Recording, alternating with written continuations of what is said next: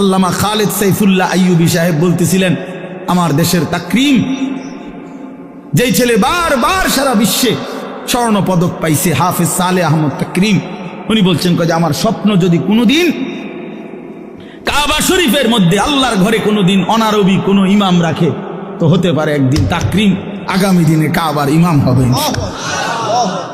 আর এটা আল্লাহর জন্য অসম্ভব, আল্লাহর জন্য অসম্ভব, এটা সম্ভব। ওমা যালিকা আলাল্লাহি বিআজিজ, আল্লাহর জন্য অসম্ভব না বন্ধু, ইনশাআল্লাহ। দেখো আব্দুল মালিক হাফিজাহুল্লাহ, হযরত মাওলানা আব্দুল মালিক, ওনার আব্বা বলতো, আমাকে কুমিল্লার আকশামের মানুষ, জাতীয় মসজিদ বাইতুল মোকাররমের এখন যিনি খতিব, পৃথিবীর এমন কোনো আরব দেশ নাই যেই দেশের ওলামায়ে কেরাম ওনারে চিনে না। বাংলাদেশে তিনি যদি পরিচিত হয় 10%, আরব বিশ্বে তিনি পরিচিত 90%। পৃথিবীর আরব দেশের বহু ইউনিভার্সিটিতে এই হযরত আমার দেশের বাইতুল মোকাররমের খতিব যিনি বর্তমান, ওনার কিতাব, আরবি লিখিত বই কিতাব পৃথিবীর আরব দেশের ইউনিভার্সিটির সিলেবাস ভুক্ত, আল্লাহর কসম। আল মাদখাল উসুলে হাদিসের এক কিতাব সারা পৃথিবী পড়ে, এত সুন্দর, এত জামে, মানে উসুলে হাদিসের কিতাব আর পৃথিবীতে নাই। মানে হাদিসের বিষয়ের যত নিয়ম কানুন, হাদিস শাস্ত্রের, এটার উপরে ওনার লিখিত কিতাব, অনেক কিতাব, অনেক কিতাব। আমি বলতেছিলাম, ওনার আব্বা হযরত মাওলানা শামসুল হক রাহমাতুল্লাহি আলাইহি, ওনার বাবা আজীবন যেই মাদ্রাসায় মুহতামিম ছিলেন, আমি ওই মাদ্রাসায় মাহফিল করছি, বয়ান করছি, তো ওইখানে গিয়ে শুনছি, ওই বাবায় একটা ঘরও দেখছি, ওনার পুরান একটা টিনের ঘর। তো ওনার আব্বা বলতেন সবসময়, হ্যাঁ আব্দুল মালিক, তোরে লইয়া আমার বেশি চিন্তা, তারে দিয়া কি হইব, তারে দিয়া কি হইব, মানে তে কেমনে চলবো ভবিষ্যতে। ওনার আব্বাই বলে, বেশি কি করছে, চিন্তা করছে। আব্দুল মালিক এখন জাতীয় মসজিদের খতিব। এই জন্য দোস্ত বন্ধু, ইনশাআল্লাহ ইসলামের বিজয় হবে, আগামীর সময় কালেমার বিজয় হবে, কালেমার বিজয় হবে। এই জন্য দোস্ত বন্ধু, নওজোয়ান কিশোর, নষ্ট হইও না, চরিত্রহীন হইও না।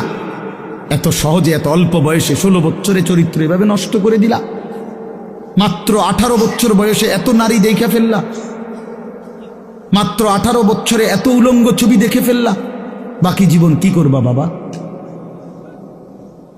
হ্যাঁ, মাত্র 18 বছর বয়সে এত জিনা ব্যভিচার দেখে লাইলা, ছি ছি ছি, বাকি সময় কি করবা বাপ? বাকি সময় কেমনে চলবা আব্বা বলো?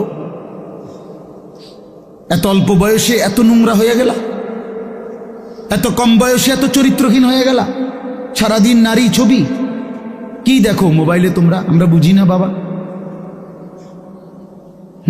কতবার চুলের ডিজাইন বদলাইলা বাপ, কারে দেখাইতা? কয়জন বেডি তোমার বাইতে আইছে, তুমি যে এতবার ডিজাইন বদলাইলা, কেডা আইছে তোমার সেহুনি? হ্যাঁ, সিনেমার কোন নর্তকী তোমারে ফোন দিছে তাই শুনি? তুমি যে বেডিরে দেখা আখলাক নষ্ট করতেছ, চরিত্র নষ্ট করতেছ, শরীরের যৌবনটা শেষ করতেছ, নিজের হাতকে লজ্জাস্থানের গুনাহ করে নষ্ট করে দিতেছ।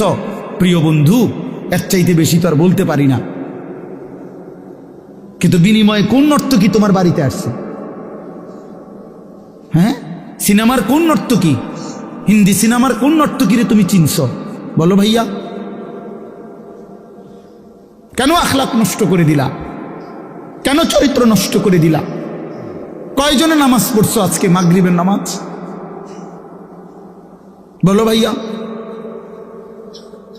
আমরা তো আলহামদুলিল্লাহ আল্লাহর দয়ায়, আমার একদিনের ব্যস্ততা দেখলেও তো আপনি মাথা ঘুরাইব, কিন্তু এই ব্যস্ততার ভিতরে দিয়েও তো মাগরিবের নামাজ হতো। আমার এখানে এসে মাহফিল ধরতে হবে, আমি আনোয়ার ভাইয়ের সাথে কথা বলছি আসরের সময় যে ভাই আমার একটু দেরি হইব, মেহমান আসছে, মাদ্রাসায় জরুরি কাজ ছিল আমার, কিন্তু আলহামদুলিল্লাহ ব্যস্ততা ঠিক আছে, কিন্তু জামাত মাগরিবের নামাজ তো জামাতে পড়ছি।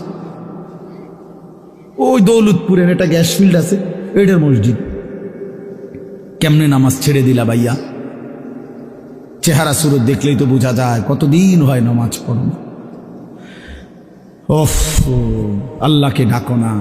তে আল্লাহকে এমনি ভুলে গেলা, রাসূলকে এভাবে ভুলে গেলা, ধর্মকে এভাবে অপমান করলা, মাকে এত বড় বেইজ্জতি করলা। 2 বছর যে মা দুধ পান করাইছে, তোমারে তিল তিল করে বড় করছে, এই উদ্দেশ্যে যে তুমি 16 বছর বয়সে শুধু নারী দেখবা, ছবি দেখবা, মোবাইলে উলঙ্গ দৃশ্য দেখবা, তুমি মালিকের একটা সেজদা দিবা না, 1 ওয়াক্ত নামাজ পড়বা না, তোমার মা বুঝি তোমার এই জন্য দুধ খাওয়াইছিল না? হ্যাঁ, তোমার বাবার তিল তিল করা টাকা, বেচারা কেউ 16 বছর বিদেশ, কেউ 18 বছর বিদেশ, রক্তটা পানি করে পয়সা রোজগার করে, কি পরিমাণ ঘাম শরীরটা দিয়া ঝরে আরব দেশে মরুভূমিতে। আহা, 12 ঘন্টা 14 ঘন্টা 16 ঘন্টা ডিউটি করে প্রবাসী, কি পরিমাণ ঘাম ঝরে এক এক প্রবাসী। প্রতিটা টাকার মধ্যে, প্রতিটা দিনার দিরহামের মধ্যে, প্রতিটা রিয়ালের মধ্যে ঘামে ভিজা, ঘামে ভিজা।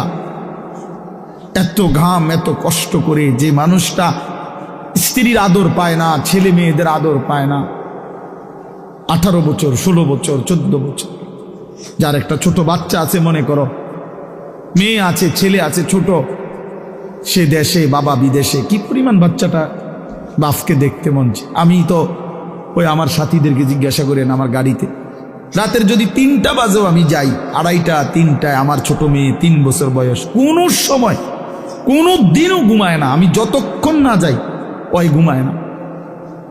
একটা দৌড় দিয়া দরজা সে খোলে, কলিং বেল টিপ দিলেই সে বোঝে আব্বু আসছে। তার মার সাথে সে আইসা গেটের সামনে দরজা খোলে, তো ও যখন হাসে আমার কাছে মনে হয় গোটা পৃথিবী হাসে। তো এমন আদর, যেই বেচারা বছরের পর বছর কোরবানি করে দিছে সন্তানদের জন্য, একটু মুখে হাসি ফুটাবে স্ত্রীর জন্য, তো সেই বাবার সন্তান হয়ে তুমি এইভাবে জীবন শেষ করে দিলা। এটা ইনসাফ হলো ভাইয়া? বলো বাবা, বলো। প্রিয় বন্ধু আমার, বাপ আমার, সন্তান আমার, ছেলে আমার, কিশোর নওজোয়ান, আমি এক ফেরিওয়ালার মতো চিৎকার করে বললাম যে নিজেকে নষ্ট করে দিও না ভাই। আখলাক বড় সম্পদ, চরিত্র বড় সম্পদ। নারীর আসক্তি, জিনা ব্যভিচারের দৃশ্য, উলঙ্গ দৃশ্য, নারীর লোভ, বিশ্বাস করো তোমার দুনিয়াও শেষ করে দিবে, আখিরাতও শেষ করে দিবে। আল্লাহর নবী বলছে ফাত্তাকুদ দুনিয়া ওয়াত্তাকুন নিসা। আল্লাহর নবী বলছে উম্মত, দুনিয়ার ধোঁকা থেকে বেঁচে থাকো, নারীর ধোঁকা থেকে বেঁচে থাকো। বেপর্দা নারী, হারাম নারী, যে নারীকে দেখার তোমার অনুমতি নাই, ওর হাসি মূলত হাসি না, আগুন। ওর রূপ যৌবন মূলত যৌবন না, ওইটা জাহান্নামের কয়লা, আগুনের কয়লা, ওই তোমারে বরবাদ করে দিবে। আল্লাহ নবী সাল্লাল্লাহু আলাইহি সাল্লাম বলছে যুবক, যদি কষ্টই হয়, যদি কষ্ট হয় যৌবন ধরে রাখতে, তাহলে ফাআলাইহি বিসসাওম, রোজাই রাখো, রোজা রাখো, রোজা রাখো। ফাইন্নাহু লাহু উইজাউন, কেননা রোজার মধ্যে যৌন শক্তি প্রতিরোধের প্রতিষেধক আছে, অ্যান্টিবায়োটিক। রোজা রাখো। আল্লাহ নবী সাল্লাল্লাহু আলাইহি ওয়াসাল্লাম ইয়া মাশারাশ শাবাব, ডাইরেক্ট ডাক দিছি, ইয়া মাশারাশ শাবাব, হে যুব সমাজ। কি মজাদার শব্দ, নবীজি নিজে বলছে, যুবককে আলাদা বলছে, হে যুব সমাজ। মান ইসতাতাআ মিনকুমুল বাআতা ফালিয়াতাযাওয়াজ, যার বিবাহের সামর্থ্য হয়েছে, 1 নম্বর হলো আর্থিক সামর্থ্য, 2 নম্বর শারীরিক সামর্থ্য, তো তুমি বিবাহ করো। ফাইন্নাহু আগাদ্দু লিল বাসার, বিবাহ তোমার চোখ নিচের দিকে হেফাজত করবে। ওয়া আহসানু লিল ফারজ, লজ্জাস্থানকে পবিত্র রাখবে গুনাহ থেকে। ওমান লাম ইস্তাতি', আর যদি কেউ এই মুহূর্তেই পারতেছো না, পরিবেশ, পারিপার্শ্বিকতা সব মিলাইয়া বিবাহের সময় এখনো হয় নাই, কিন্তু নিজের যৌন চাহিদা আছে, নিজের ভিতরের কামনা বাসনা আছে, এটা তো বন্ধ করে দেওয়া যাবে না। এমন কোনো ট্যাবলেট দিয়া বেলে যে তার যেন আর কোনো শারীরিক কোনো যৌন চাহিদাই যেন না থাকে এমন ইঞ্জেকশন দিয়ে দেন, না তাহলে তো মুশকিল, এটা বিপদ। এটা তো আল্লাহ প্রদত্ত, আল্লাহ প্রদত্ত। অতএব আল্লাহ নবী বলছেন ফাআলাইহি বিসসাওম। তাক ওদিকে তাকায়ও না ভাই, এত মানুষ সবাইরে গুছান সম্ভব না, কিছু পাগল ছাগল ফালতু এগুলো থাকবে, এটা এত তান টোহাইয়া লাভ হতো যে দূর শুনছে দূর। আমি এত সংখ্যার চিন্তাও করি না, মানুষ হয়েছে 10 কোটি, হ্যাঁ আল্লাহ কইল আমি নিলাম না, কথা বুঝছেন না? মানুষ হয়েছে 50 লাখ আর কি, সবে আমার আলগি দিয়ে মনে করেন 4 রাস্তার মাথা নিয়ে হতাই দিয়েছে। আল্লাহ বলছে আমি আনিস তোমার নিলাম না, খালি তো লাভ হইল কি? এই জন্য এটা কোনো বিষয় না। তো আল্লাহ নবী বলেন ফাআলাইহি বিসসাওম, তাহলে তুমি রোজা রাখো, ফাইন্নাহু লাহু বিজাউন, এবং এটার মধ্যেই তোমার জন্য প্রতিষেধক রয়েছে। সবর করো, রোজা তোমাকে সবর করতে শিখাবে, রোজা তোমার চরিত্রকে পবিত্র রাখতে শুরু করে শেখাবে। এটা রাসূলুল্লাহ সাল্লাল্লাহু আলাইহি ওয়াসাল্লামের নববী প্রেসক্রিপশন, এটা নবীজির প্রেসক্রিপশন, নবীজির ঔষধ। তো আমার বলার উদ্দেশ্য এই আয়াত আমি এই জন্য পড়ছি যে আলহামদুলিল্লাহ নিজেকে চরিত্র গঠন, তোমরা যারা কিশোর, নওজোয়ান, যুবক, তোমরা যারা এখনো অবিবাহিত, তোমাদের কাছে বন্ধু অনুরোধ, চরিত্রের হেফাজতের নিয়তে, অভ্যস্ত বানাবার নিয়তে, নিজের আখলাকের পবিত্রতার নিয়তে মাহে রমজান সামনে, মাহে রমজান সামনে, এবারের রমজানে টার্গেট নাও 30 দিনের রোজার মাধ্যমে দিল থেকে আল্লাহর কাছে এইভাবে 30টা দিন হাতে গুনে তুমি আল্লাহর সাথে ওয়াদাবদ্ধ হও যে আল্লাহ 30 দিন আমি রোজা রাখবো, এবং যৌন চাহিদা, লজ্জাস্থানের চাহিদা, অশ্লীলতা, বেহায়াপনা, নর্তকী, নাচ গান, উলঙ্গ ছবি দেখা, নারীকে নিয়ে চিন্তা ভাবনা, মেয়েকে নিয়ে অশ্লীল চিন্তা ভাবনা, অবৈধ কোনো প্রেম সম্পর্ক, হারাম কোনো রিলেশন, এ সব ত্যাগ করে বন্ধু 30টা দিন মনোযোগ দিয়া রোজা রাখো, তারাবি পড়ো, ইফতার করো, সাহারি করো, তাসবিহ পড়ো, তেলাওয়াত করো, কোনো আলেমে দ্বীনের সাথে উঠা বসা করো, ইমাম সাহেবের সাথে সম্পর্ক করো, ইনশাআল্লাহ দেখবা আল্লাহ চাহে তো 30 দিনের মাথায় আল্লাহ বলেন লাআল্লাকুম তাত্তাকুন, আমি আল্লাহ ওয়াদা দিলাম মোমেন তোকে মুত্তাকি বানিয়ে দেব, মুত্তাকি বানিয়ে দেব। আর যদি মুত্তাকি হও তাইলে পুরস্কার কি? উইদ্দাত লিল মুত্তাকিন, আল্লাহ বলছেন জান্নাত বানানোই হয়েছে মুত্তাকিদের জন্য। 30 দিনে মুত্তাকি হবা, 30 দিনে জান্নাতি হবা। ইয়া আইয়ুহাল্লাযীনা আমানু, হে ঈমানওয়ালা, আল্লাহ বলেন জানো ঈমান তোমার পাসপোর্ট, আমি পাসপোর্ট নিলাম 30 দিন আগে, আর আল্লাহ ওয়াদা দিছেন রমজানের চাঁদ উঠলে আমি আল্লাহর কাছে ঈমানের পাসপোর্ট দিবা, ঈমানের পাসপোর্ট আমি জমা নিলাম, 30 দিন অপেক্ষা করবা, 30 দিন আমার হুকুম মাইনা চলবা, 30 দিন পরে ঈদের চাঁদ উঠবে, সেই দিনই তোমার পাসপোর্টের উপরে জান্নাতের ভিসা লাগবে, পাসপোর্ট এবং ভিসা লাগবে, আর ঈদের দিন ফ্লাইট হবে, জান্নাতের ফ্লাইট, ইনশাআল্লাহ, ইনশাআল্লাহ। হাদিসে আছে ঈদের দিন আল্লাহ তাআলা ফেরেশতাদেরকে জিজ্ঞাসা করে, ফেরেশতারা বলো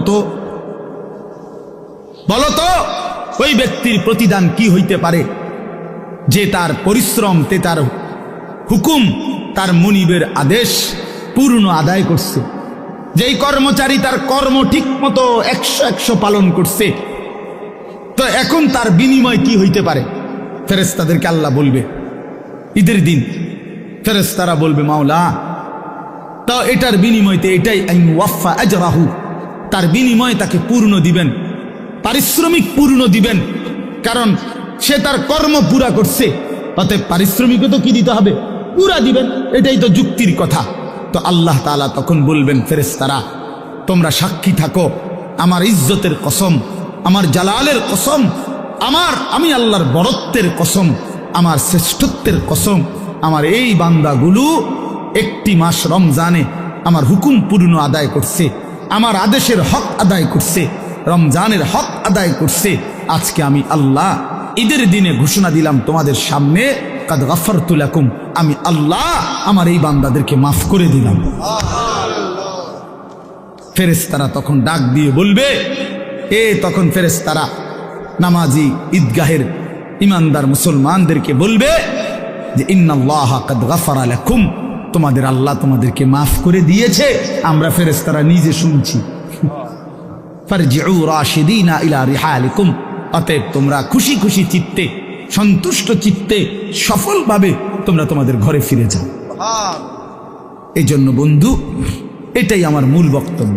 আল্লাহ তাআলা মাহে রমজান আমাদের সামনে, আর মাত্র 30-32 দিন, খুব সম্ভব 32 দিন হবে, এরকম কতদিন, 32 দিন। আর মাত্র আমার শায়েখ আল্লামা মুফতি মুশতাকুন নবী সাহেব হুজুর এখন প্রত্যেক মাহফিলে এভাবে শিখায়, বলায় যে আর মাত্র 32 দিন মাহে রমজানের শুভ দিন। কয়দিন? আর মাত্র, বলেন না, মাহে রমজানের শুভ দিন।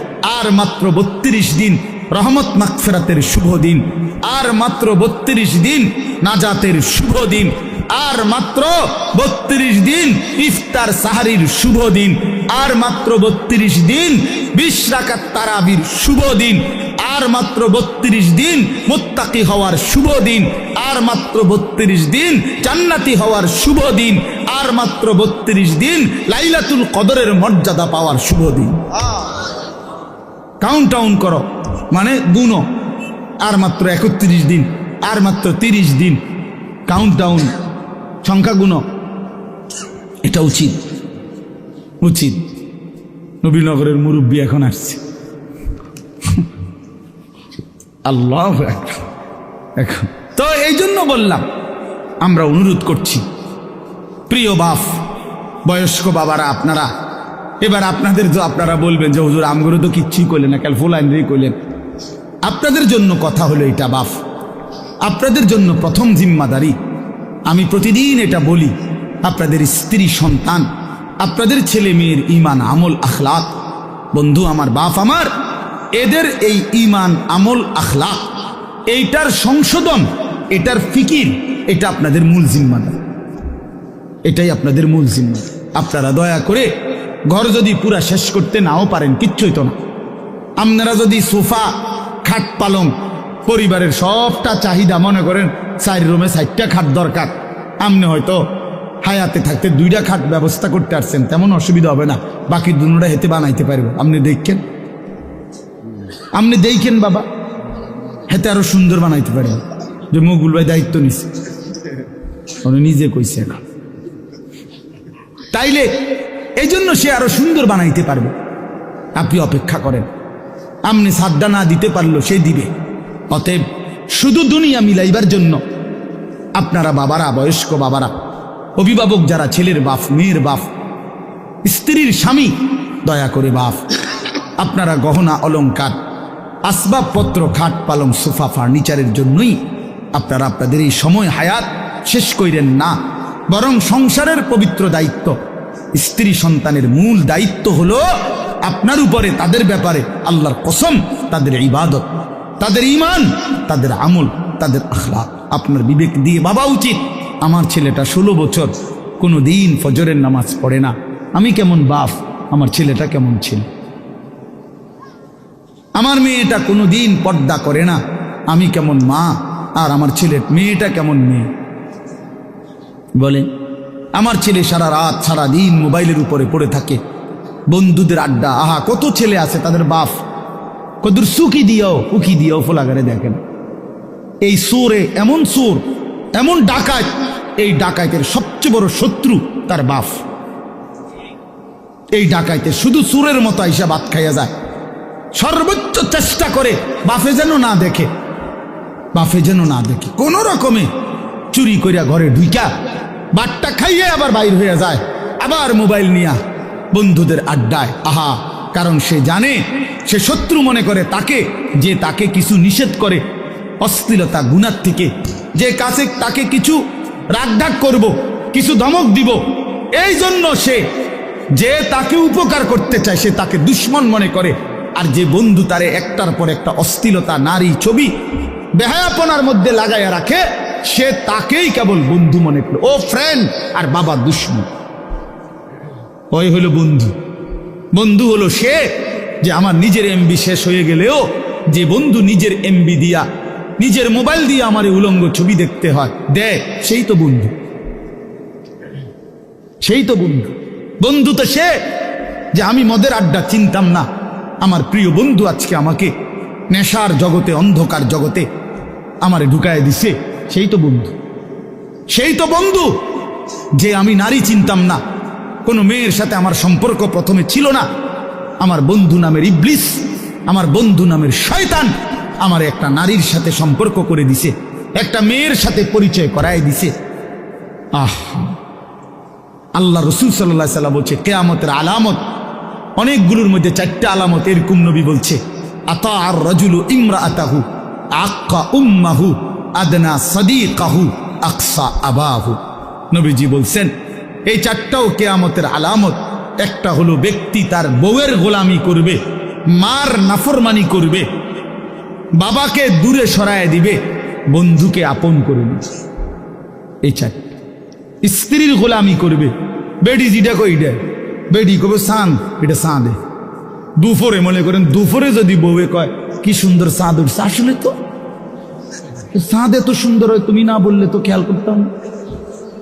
বোঝেন না মুখ ভাই, কয়টা দুপুর 12টায় চাঁদ। আরে বলো কি তুমি, তুমি না বললে তো ভাবতেই পারতাম না যে চাঁদ এত সুন্দর হয়।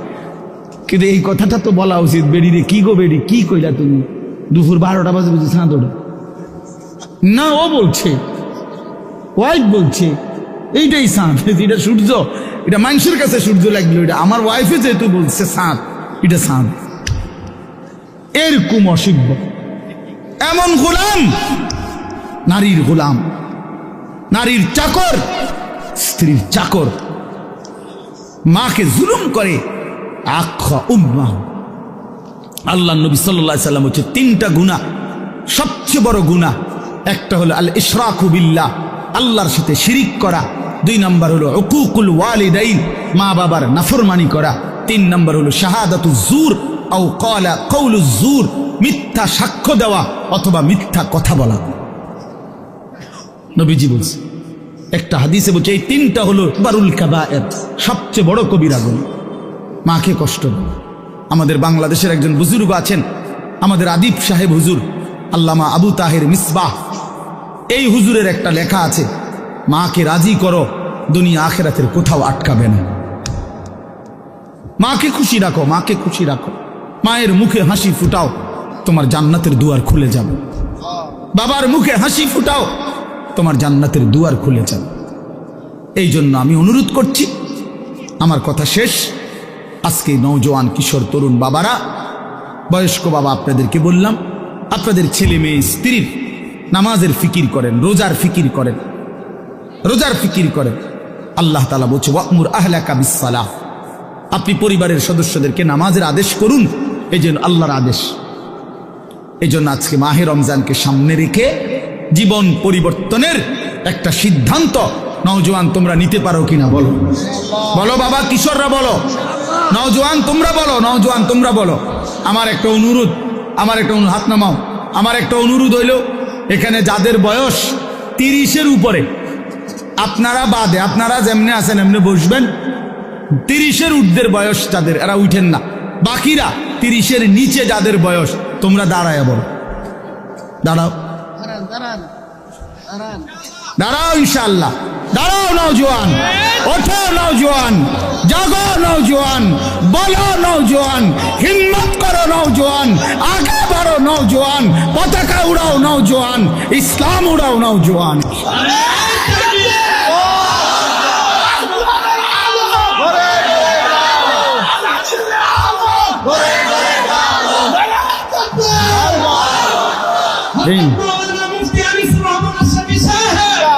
মাশাআল্লাহ, ঠিক আছে, ইনশাআল্লাহ নামাজ পড়ো বাপ, আল্লাহকে রাজি করো, দ্বীনকে মানো, ইনশাআল্লাহ তোমার হাতে ইসলামের পতাকা উঠবে, ইনশাআল্লাহ কালেমার পতাকা উঠবে। ছিটকে পড়ো না, আমি বললাম পতাকা কেউ না কেউ তুলবেই, ইসলাম বিজয় হবেই হবে, কিন্তু তুমি কামে লাগলা কিনা এটা দেখার বিষয়।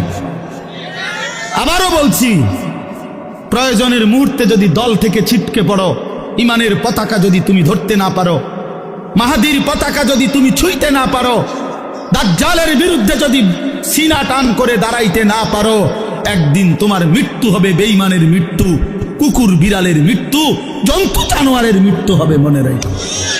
নারী তোমারে একদিন জাহান্নামে নিয়ে যাবে, অশ্লীল ছবি তোমারে জাহান্নামে ফেলে দিবে, দুনিয়াতেও ঘৃণিত হবে, লাঞ্ছিত হবে, লাঞ্ছিত হবে। এই জন্য দয়া করে চরিত্রহীন হইও না, আখলাক নষ্ট করো না। মাহে রমজান আমাদের কিশোর তরুণ নওজোয়ান এদের পরিবর্তনের জন্য হাতিয়ার হোক, আমি এই দোয়া করি, এই কবুল করি। আল্লাহ তাআলা আমাদের وقال نبينا صلى الله عليه وسلم من صام رمضان إيمانا واحتسابا غفر له ما تقدم من ذنبه اللهم صل على محمد وعلى آل محمد كما صليت على إبراهيم وعلى آل إبراهيم إنك حميد مجيد اللهم بارك على محمد وعلى آل محمد كما باركت على إبراهيم وعلى آل إبراهيم إنك حميد مجيد سبحانك لا علم لنا إلا ما علمتنا إنك أنت العليم الحكيم الحمد لله আল্লাহ পাক রব্বুল ইজ্জত জুল জালাল ওয়াল ইকরামের ফজল কারাম, রব্বুল আলামিনের অপরিসীম ইহসান, মেহেরবানি, দয়া। আল্লাহ তাআলা আমাদেরকে আজ 26 জানুয়ারি 2025 রোজ রবিবার বিবাড়িয়া জেলা নবীনগর উপজেলাধীন রসুল্লাবাদ হাবিবুল্লাহ হাফিজিয়া মাদ্রাসা ও মসজিদ যুব সমাজের উদ্যোগে হাফেজ ছাত্রদের পাগড়ি প্রদান উপলক্ষে আজকের এই 18তম বার্ষিক ওয়াজ ও দোয়ার মাহফিলে আল্লাহ তাআলাই আমাদেরকে আসবার বসবার আল্লাহর জন্যই জমা হওয়ার তৌফিক দান করেছেন। এজন্য আমরা সকলেই বলি আলহামদুলিল্লাহ। প্রিয় ভাই, সবার কাছে অনুরোধ হলো, এমনিতেই আমার আসতে দেরি হয়ে গেছে। মাদ্রাসায় দুপুরবেলা অনেক মেহমান আসছিল, ওনাদেরকে বিদায় দিয়ে আসরের নামাজের সময়, আসরের নামাজের আজানের মুহূর্তে আমি রওনা দিছি। এরপরে এইটুকু সময় লাগছে। তো অল্প কিছুক্ষণ সময় আমরা সামান্য কিছু কথাই আরজ করতে চাই। ব্যক্তিগতভাবে সবার কাছে অনুরোধ, নওজোয়ান ছেলে তোমাদের কাছে অনুরোধ, প্রত্যেকের এই হাতে যেই মোবাইলগুলো, এগুলো নামায় ফেল। একজনও হাতে মোবাইল ধরে ভিডিও করা, রেকর্ড করা কিচ্ছু করা যাবে না। আমি পরিষ্কার নিষেধ করলাম, উপরে নিচে ডানে বামে সবাইকে বললাম, মেহেরবানি করে এই হাতে যেই না এগুলো থাকুক, স্ট্যান্ডগুলো হাতে, যাদের হাতের মোবাইলগুলো নামায় ফেল। বিষয়টা যদি কারো মানতে কষ্ট হয় তাহলে সে চলে গেলে ভালো, কোনো অসুবিধা নাই। 2-1 শ্রোতা কমে গেলে তেমন সমস্যা হবে না, কিন্তু আমার এই কথাটা মানা দরকার। কম হোক বেশি হোক, আল্লাহর কথা আসলে নিজেদের জন্য, নিজের পরিবর্তনের জন্য, নিজের ভালোর জন্য। তা আমি যদি নিজের জন্য কিছুই উপলব্ধি না করি, শুধু মোবাইলটা নিয়ে ব্যস্ত থাকি, তো দিল জমে না, দিলে কথা জমে না। প্রিয় ভাই, পরিবর্তন দরকার। গতানুগতিক শুধু একটা আয়োজন করলাম, সবসময় করতে হয় এজন্য করলাম। গত বছর 17তম, তো এবার 18তম, আগামী বছর 19তম। তো প্রতি বছর করতে হয় একটা মাহফিল, এই জন্য করা। এটা যেন না হয়, তাহলে লাভ হইল কি? এই জন্য দয়া করে আজকের মাহফিলে আল্লামা মুফতি আমজাদ হুসাইন সাহেব বয়ান করবেন। অনেক উঁচু মাপের একজন মুহাক্কিক আলেম, ব্যক্তিগতভাবে আমার ব্যক্তিগত মুফতি যিনি, মানে আমি ব্যক্তিগতভাবে যত মাসআলা আমার জীবনে দরকার হয়, আমার ব্যক্তিগত জীবনে সব কিছু যার কাছে জিজ্ঞাসা করি, যার সিদ্ধান্তে মেনে নেই, উনি এই মুফতি আমজাদ সাহেব। আমি ওনার ফতুয়ার উপরে খুব আস্থা রাখি, অনেক তাহকিকওয়ালা আলেম। আর এরপরে যিনি প্রধান আলোচক তিনি তো তিনি, এজন্য আল্লামা মুফতি আরিফ বিন হাবিব উনি যার দ্বিতীয় কফি খুঁজে পাওয়াটাই মুশকিল। তো ওনার প্রশংসা আর কি করা, আলহামদুলিল্লাহ। বাংলাদেশ না, হাজারো লাখো ওলামায়ে কেরামের হৃদয়ের মানুষ, পছন্দের মানুষ, আস্থাভাজন মানুষ, নীরবে অতিরিক্ত কোনো লাফালাফি ফালাফালি ছাড়া এক নীরব সাধক যে আল্লাহর কথা বলে যাচ্ছে এবং কোরআন সুন্নাহর বিশুদ্ধ তথ্যটা যেটা আমরা খুঁজে নিতে অনেক সময় লাগত, উনি এরকম সাগর মহাসাগর বলা যায় তালাশ করে উম্মতের জন্য অনেক দামি দামি কথা বক্তব্য উপস্থাপন করে থাকেন। সেই প্রিয় ভাই মাওলানা মুফতি আরিফ বিন হাবিব, আলহামদুলিল্লাহ উনি আজকে আসবেন। হাফেজ আনোয়ার ভাই রসুল্লাবাদী মাদ্রাসার যিনি জিম্মাদার, ওনার লাইন আছে আমি জানি, এই জন্যই না আসবে। সে আসলে আমরাও উনি বললে ফিরাইতারি না, ভালো মানুষ।